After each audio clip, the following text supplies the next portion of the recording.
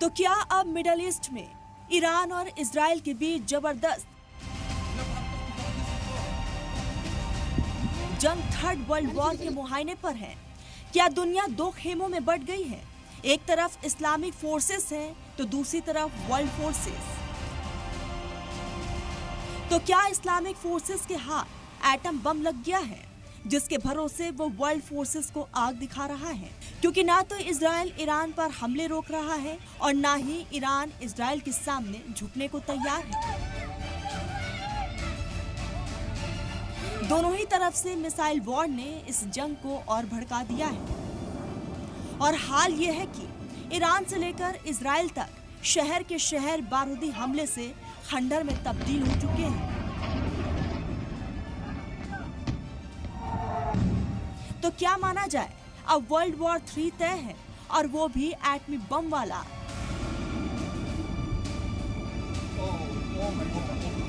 तस्वीरें तो कुछ ऐसी ही गवाही दे रही हैं। इजराइल के हमले के बाद ईरान में हर तरफ बारूद की महक है और तेहरान से लेकर कौम तक हर तरफ तबाही के निशान ही नजर आ रहे हैं। न्यूक्लियर प्लांट से लेकर गैस स्टेशन, मिलिट्री बेस से लेकर सीक्रेट बेस तक सब धुआं धुआं हो गया है। तो ईरान के हमले के बाद तेल अवीव से हाइफा तक रिहायशी इलाके खंडर बन चुके हैं। इजराइल का एटम के खिलाफ शुरू हुई लड़ाई अब एटमी जंग मुहायने पर है। दरअसल इजराइल ने ईरान पर हमला इसलिए किया था क्योंकि ईरान दुनिया से छिपकर यूरेनियम इकट्ठा कर परमाणु बम बनाने में लगा था। इजराइल ने दावा किया कि ईरान परमाणु बम बनाने के करीब तक पहुंच गया था और उसकी प्लानिंग 15 एटम बम बनाने की थी। लेकिन पर्दे के पीछे से अब अमेरिका का साथ मिला तो इजराइल ने 200 फाइटर जेट्स और मिसाइल की मदद से ईरान न्यूक्लियर प्लांट पर एक तरफा कार्रवाई की। इजराइल के हमले से गुस्साए ईरान ने भी इजराइल पर मिसाइल और रॉकेट से ताबड़तोड़ हमला किया जो 5 दिनों से जारी है। और ये जंग बस इसलिए ताकि ईरान दुनिया के सामने ये ऐलान करे कि वो परमाणु बम नहीं बनाएगा।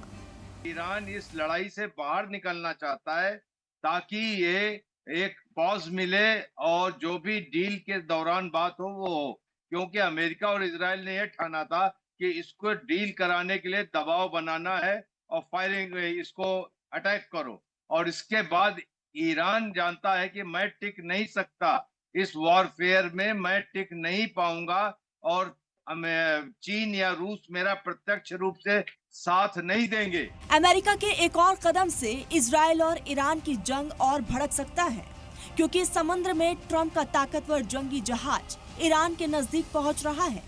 वैसे वैसे वर्ल्ड वॉर की आहट तेज होती जा रही है।